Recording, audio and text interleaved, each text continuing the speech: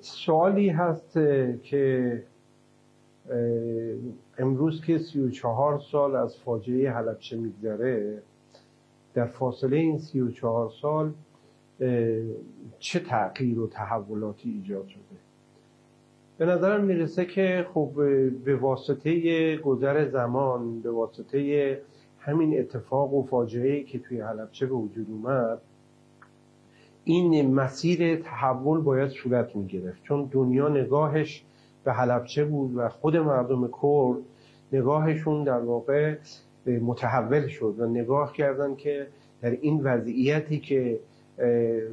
دنیا یا صدام به روز اون آورد، خب طبیعتا صدام هم همه دنیا کمکشون کردن،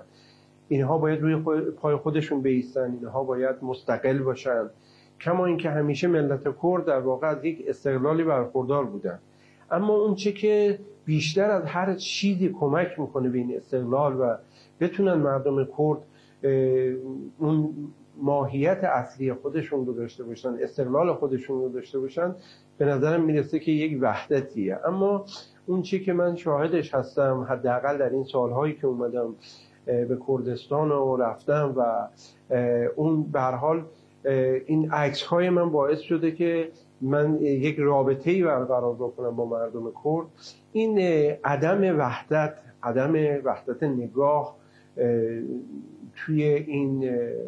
مردم کرد هست، دستبندی که وجود داره که اگر این رو بتونن به یک درجه‌ای از وحدت برسونن، طبیعتا میتونن برای خودشون یک قدرتی باشن و یک جایگاه مهمی داشته باشن.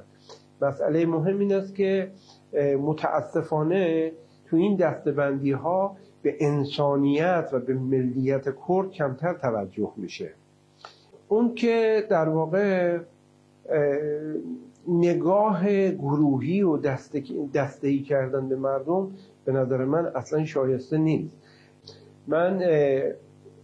وقتی که توی اون واقعه قرار گرفتم، توی اون فاجعه حضور پیدا کردم و شروع کردم به عکاسی، به اون مردمی که اونجا اسیر این فاجعه شده بودن به عنوان کرد یا ایرانی یا غیر ایرانی نگاه نکردم.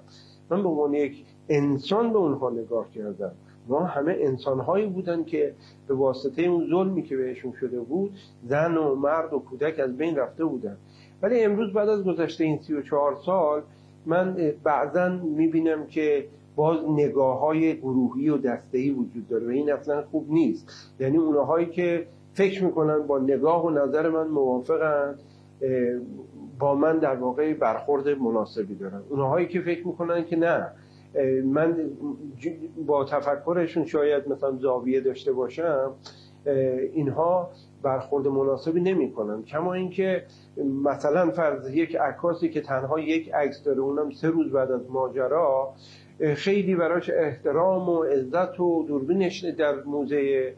حلبچه قرار داره، اما منی که مهمترین عکس ها رو گرفتم، توی دنیا منتشر شده، تندیسش ایجاد شده، درست شده و عکس ها توی دادگاه علی شیمیایی و صدام حسین استفاده شده، برخوردشون به نظر من اون برخوردی که در حد یک اتفاق به این مهمی باشه نیست و اساساً نگاه دستبندی شدن و گروهی